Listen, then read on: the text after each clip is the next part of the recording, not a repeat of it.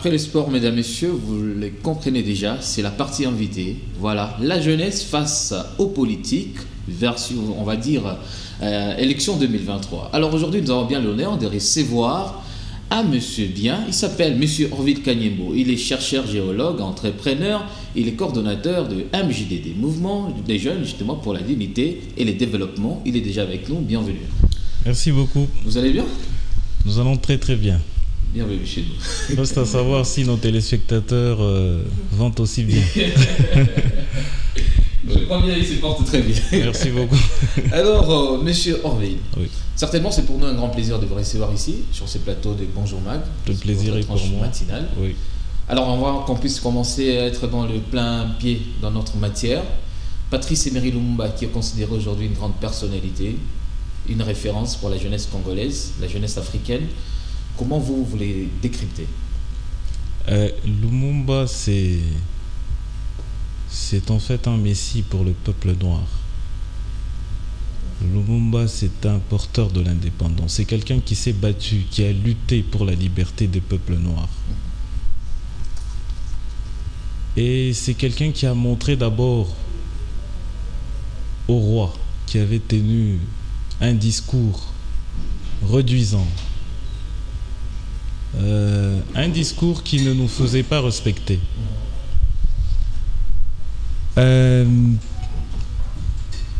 Lumumba a essayé de faire voir au roi que l'indépendance du Congo, c'était une lutte des Congolais. Ce n'était pas un cadeau. On s'était battu. Et lui-même était le leader. Et il n'avait que 21 ans quand il était invité par le roi belge. Alors que celui-ci ne décidait qu'avec des grands de ce monde. Les Occidentaux surtout, parce que le Congo, au regard de ses richesses, et parce que c'était pratiquement une propriété du roi belge plutôt, donc il ne discutait et n'était en affaire qu'avec des grands de ce monde.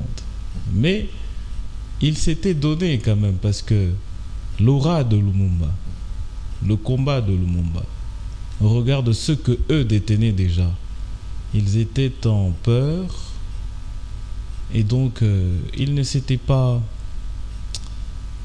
ou ils n'avaient pas hésité d'inviter Lumumba pour voir dans quelle manière on pouvait, n'est-ce pas, bien sûr que c'était une procédure de matage, on voulait le réduire, le faire taire, mais il est resté attaché à ses idéaux parce que c'était quelqu'un de conviction et des certitudes. Voilà. Merci. Merci beaucoup. Donc moi, je peux pas dire que je suis un lumumbiste, mais un adepte, je sais pas si c'est comme ça qu'on dit, de l'idéologie de Lumumba. Ouais.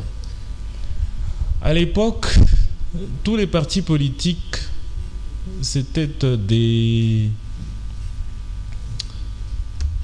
des partis politiques en fait réunissaient les gens de même clan à l'époque. Mais vous voyez la grandeur de ce monsieur, il crée le premier parti national, le MNC. Donc, il s'est affranchi du dogme qui existait avant. C'était du ségrégationnisme, vous voyez un peu, le clanisme, le sectarisme, le régionalisme. Alors lui voulait l'unité du Congo. C'était un grand monsieur, Lumumba. Alors, pensez-vous bien que, parce qu'en vous attendant parler, on sent vraiment cette idéologie. Pensez-vous bien que la jeunesse aujourd'hui congolaise va devoir avoir cette personnalité, gober la personnalité et l'idéologie de Patrice Emery Lumumba? C'est bien une lutte, parce que Lumumba a réussi, même avec les poches vides, à rester, à ne pas se réduire à un prix. Aujourd'hui, c'est le défi que nous avons. Il est vrai que la jeunesse est frappée par plusieurs maladies aujourd'hui, notamment le chômage. le non-accompagnement, ce qui rend la jeunesse vulnérable. Mais ce n'est pas pour autant que nous devons céder à notre combat. Celui de nous battre pour voir notre pays émerger, prendre le chemin du développement. Et ça, c'est une grande part de la jeunesse parce que c'est la tâche qui nous revient. Lumumba nous a légué l'indépendance. Et à ceux qui viennent après nous, qu'est-ce que nous leur léguons? Je pense que ce sont ces questions que nous devons nous poser et essayer d'y trouver des questions adéquates. Et nous devons rester déterminés. Oui. Pas optimistes, mais déterminés. Déterminés. Oui. Monsieur, allez-y, madame. Parce que je suis trop de poser des questions. On dirait que je ne suis pas là. Alors, messieurs, la jeunesse face à la politique. Ma question est de savoir, entre les politiciens et la jeunesse, la faute est partagée ou bien la faute aux politiciens ou encore la jeunesse? Parce qu'on utilise la jeunesse contre la politique, bon, pour des fins politiques, en fait. Alors, selon vous, la faute appartient à qui? La faute revient d'abord, en premier, c'est à la jeunesse. Okay. Parce que la jeunesse doit être responsable. Sa participation aux décisions politiques doit être active. Et la jeunesse doit savoir se défaire de ce dogme qui existe toujours, de suiveurs des politiques. Ces politiques, ils essaient d'engager ou d'amorcer certaines procédures qui aboutiront à leur fin propre, à leur ascension sociale et même à des intérêts pécuniaires. Alors, pour y arriver, parce que la politique c'est aussi la masse, ils essayent de traîner une certaine catégorie des jeunes, malheureusement, qui agissent avec légèreté. Nous, ce qu'on devrait dire à ces politiques, c'est de les interpeller. C'est d'influencer parce que nous représentons la majeure partie de la population. Les interpeller quand ça va mal. Leur dire ce qu'ils doivent faire. C'est ça que doit être notre rôle. Mais si déjà on se mettait à les suivre, à les courtiser, à faire le chien couchant comme on dit, je m'excuse du terme, auprès ou soit à côté, aux côtés de ces derniers, ça signifie que notre pays n'a pas de chance. Et vous, en tant que coordonnateur de ces grands mouvements, cette grande association, qu'est-ce que vous faites? Est-ce que vous accompagnez les jeunes en l'air certainement donnant de la moralité et surtout afin de pouvoir aussi gober certainement la personnalité de cette personnalité de Lumumba? Je suis coordonnateur du MJDD qui est l'une des plus grandes structures ici en province, peut-être voire partout dans le pays.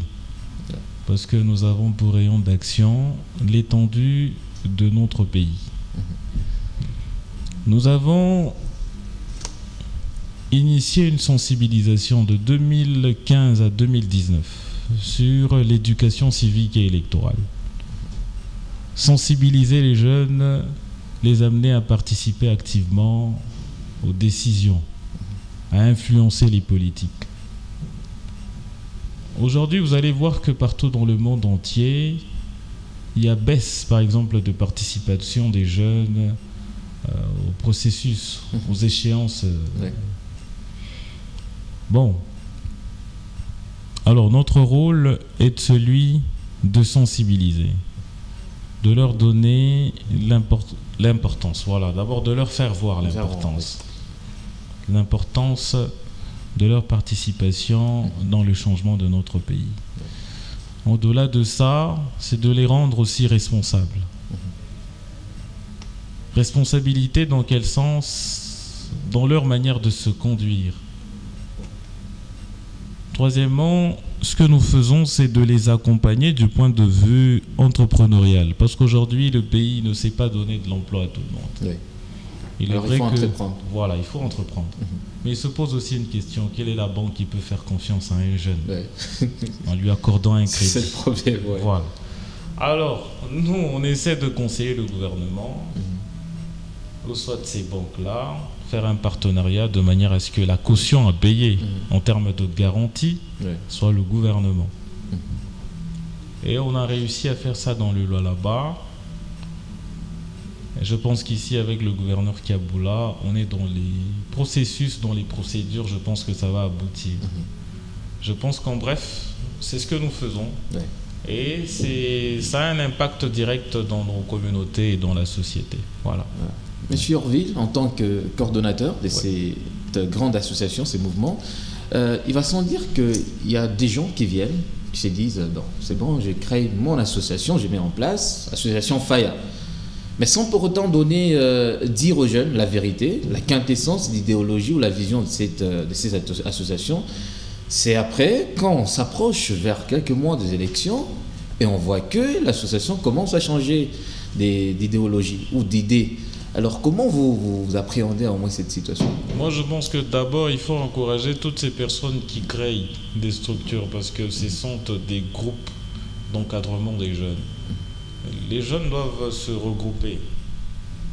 Ils doivent être dans des structures.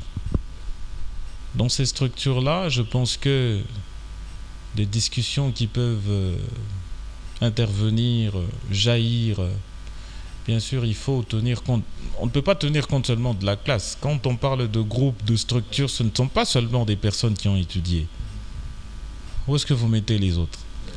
À ces autres aussi, il faut assurer des formations qui peuvent conclure à des travaux liés à des formations qu'ils ont faites, n'est-ce pas? Alors, donc, il faut les encadrer dans ces structures, il faut les sensibiliser, être avec eux, participer avec eux dans des activités différentes, parce que chacun de nous a une tâche à remplir dans l'avancement, dans l'émergence, dans l'émancipation. Vous voyez un peu. Et donc, les structures doivent se créer, mais ils doivent rester liés au statut, par exemple, à ce que est leur objectif. C'est ça exactement. En créant une structure, si votre finalité c'est d'aboutir dans la politique, que tout le monde sache que c'est de la politique que vous voulez faire. Mais essayez d'embarquer les jeunes dans une sorte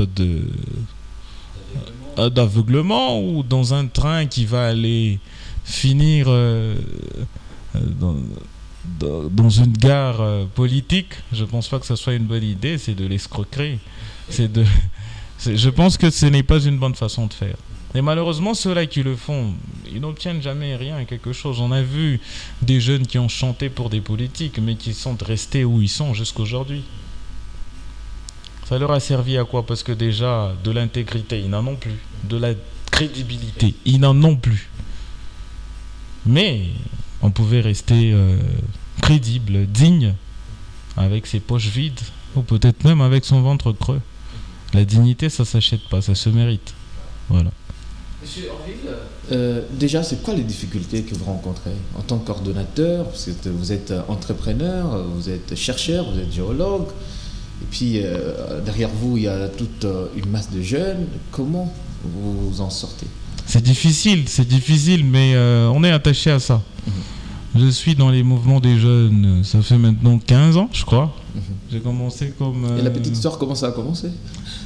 D'abord, c'est le génie en herbe, c'est comme ça qu'on appelle.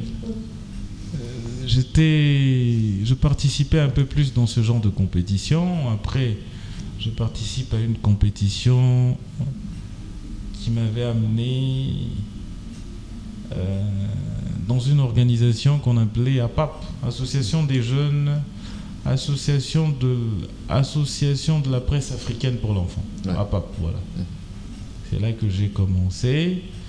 Et puis après, bon, j'ai émergé parce que j'étais invité par plusieurs personnes à adhérer dans leur structure. Bon, j'ai choisi parmi toutes celles qui m'invitaient. C'est comme ça que je suis allé jusqu'au MJDD. MJDD. Voilà. Et au MJDD, J'étais d'abord secrétaire exécutif. Secrétaire exécutif. Et avec le temps, j'ai... membre, non, pas secrétaire directement, mais membre, après membre, secrétaire exécutif, et puis coordonnateur. Voilà. Et donc, les difficultés que nous rencontrons, c'est notamment le fait que le gouvernement ne s'intéresse pas à la jeunesse. Il n'y a pas un intéressement, une affection, un attachement. Donc, on a besoin de la jeunesse que quand on a besoin de ses fins, quand on a besoin de ses services, malheureusement, incrémentés de beaucoup d'antivaleurs, n'est-ce pas? Bon, et après, c'est comme quelque chose à usage unique. Quand arrive le gâteau, vous êtes mis de côté. Et eux, ils se partagent entre eux. Oui. Et je pense qu'il faut se frayer un chemin dans ça, c'est dans la dignité, dans le respect. Je pense que c'est dans ça. Mais les difficultés, il y en a beaucoup. D'abord, cet accompagnement que nous ne bénéficions pas, malheureusement. Bien sûr, quelquefois, on ne peut pas être totalement... ça ne peut pas être, n'est-ce pas, nul sur toute la ligne. Quelquefois, on peut en bénéficier, mais c'est pas ponctuel, en fait. Mais aussi, on se dit, bon, des éternels assistés ne méritent pas de respect des autres. Donc, c'est aussi une façon de nous prendre en charge. On se bat avec les peu que nous avons afin d'assurer un encadrement et un accompagnement à la jeunesse. Et vous organisez des conférences ou des formations, on va dire? Des formations, parce qu'il y a de ces membres qui deviennent du coup actifs. Et qui ont besoin de certaines formations pour se lancer dans tel ou tel autre domaine. Donc, nous leur assurons cela. Au-delà de ça, c'est surtout de conférences en matière d'entrepreneuriat qui sont aussi... ou soit des formations qui sont aussi importantes. Donc, nous assurons aussi à nos membres, mais aussi à la jeunesse en général. Et donc, au-delà de ça, c'est aussi un soutien que nous accordons aux politiques. Il n'y a pas seulement à les critiquer. À un moment donné, il faut qu'ils se sentent... Vous soutenez aussi les politiques. Oui. Nous les critiquons par moment quand ils font mal. Mais quand ils font bien, nous les encourageons et les accompagnons aussi. Voilà. J'ai bien une question. Le mouvement de jeunes que vous êtes en train de diriger, c'est qui les visionnaires? Le visionnaire, c'est Feni Mbenga. C'est le visionnaire. Il est promoteur, bien sûr. C'est lui qui a commencé la structure. Mais bien sûr, il a assuré sa relève.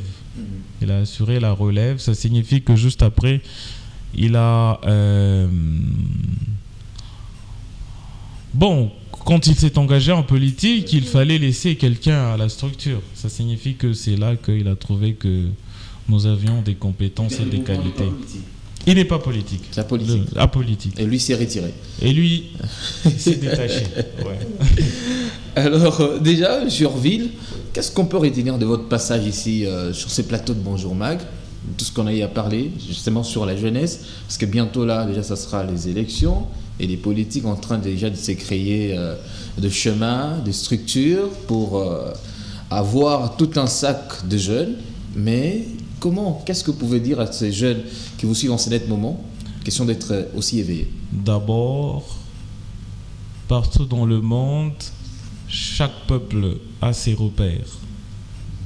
Chaque peuple a ses repères sur qui on essaie de s'arc-bouter afin de s'assurer de l'avenir. Il y a les Mao en Chine, il y a les Martin Luther King aux États-Unis, ainsi de suite. Et ici, notre repère, c'est Lumumba. C'est ça que je peux dire à la jeunesse. Au regard de sa vigueur, de son énergie, son intégrité, sa détermination, je pense que c'est quelqu'un à qui les jeunes doivent essayer de ressembler.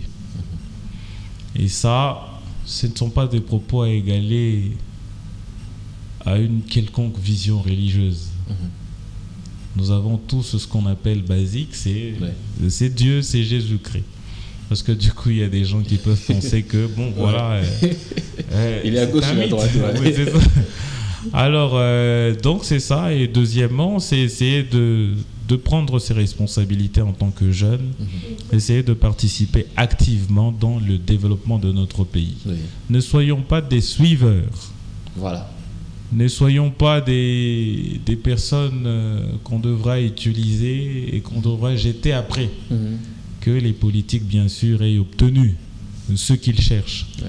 Soyons des personnes capables d'influencer, de critiquer quand il faut, avoir des analyses libres. Libres. La liberté, c'est tout ce que quelqu'un peut avoir de plus cher. Oui. Et la liberté, ça se mérite. Oui. Je pense que dans la dignité, on peut bien l'avoir dans toute sa plénitude. Donc c'est ça que je peux recommander aux jeunes. Avec les élections qui arrivent, tout ce qu'on peut les appeler à faire, c'est de pratiquer la tolérance. La tolérance. Essayer de faire participer tous les Congolais aux élections. Ouais. N'est-ce pas? C'est vrai que les élections sont une procédure, n'est-ce pas, qui nous amène à trancher nos débats. Ouais. Trancher, ça signifie que, voilà, on coupe court. Celui qui avait raison, c'est elle, parce que la majorité, c'est lui qui porte la majorité. C'est trancher les débats. Au-delà de ça, ça doit cimenter nos différences, n'est-ce pas? Parce qu'on ne doit pas être les mêmes. Moi, j'aime ce que j'aime, vous aimez ce que vous aimez. Même en amitié, pour cohabiter, il faut accepter que les autres puissent penser différemment. Et donc, il y aura différents candidats. Ça sera une compétition, une bataille de l'ombre. Tous les coups sont permis. Mais bien sûr, il ne faut pas être intolérant. Soyons inclusifs. Donnons l'opportunité à tout le monde. À ceux-là qui tombent, donnons-leur une deuxième chance. C'est comme ça. Mais bon, moi je veux ça. Non, ça aussi, c'est malheureusement ce que nous manquons, nous les Congolais. En fait, il y a beaucoup de bonheur à compétir. Mais bien sûr, si on le faisait dans la droiture, dans le respect des règles. Et ça marchera. Et ça marchera. Donc, c'est ça que je peux dire aux jeunes. Les élections arrivent. Faisons en sorte que les élections arrivent, qu'elles se tiennent. Et que chacun fasse son choix et que les résultats, n'est-ce pas, ressemblent à ce que veut la majorité du peuple. Donc, c'est ça que je peux conseiller aux jeunes. Alors, coordonnateur, je vous sens être dans la peau d'un motivateur. Ouais. Passez votre numéro et les gens peuvent vous appeler, question de pouvoir les accompagner. Ah, bon, peut-être qu'ils peuvent directement s'adresser à ma structure, le MJDD. Je suis aussi initiateur de plusieurs structures. Mais bon, ici, je suis en tant que MJDD. Vous pouvez aller sur Facebook, sur Twitter, LinkedIn, MJDD. Adressez-vous à l'ONG. Je pense que s'il y a des rendez-vous à prendre, on les prendra et on discutera. Voilà. Merci bien. C'était un plaisir d'être avec vous. Merci pour le service que vous rendez à ces millions de Louchois. Cette télévision, elle venait de naître, je crois. Mais je sens qu'elle s'impose. Je sens de la prestance. Surtout votre émission, c'est l'une des choses qui font à ce que... Voilà. Une petite question de curiosité. Marié, célibataire ou... On en arrête là. Ah bon, je sais pas. Peut-être avec projet. Merci beaucoup, Cordo. C'était un plaisir pour nous. Un plaisir. Le plaisir est partagé. Le plaisir est pour moi. Merci madame. Beaucoup, merci monsieur. Merci. Le film, ça vous va? Ça vous tente? Les séries Ah, malheureusement, moi, depuis tout petit, mon père m'a appris à lire. Ah, ok. Moi, je n'ai pas grandi avec les films. C'est pour ça que même aujourd'hui, si je suis sur mon ordinateur, ça signifie que je manipule les logiciels. Sinon, je lis souvent. Ce que j'ai appris de mes parents. Alors, on va bien dédier à tous ceux qui nous ont suivis cette série, The Last Ship, et nous allons revenir pour cette bonne continuité de Bonjour Man. Restez sur Fire.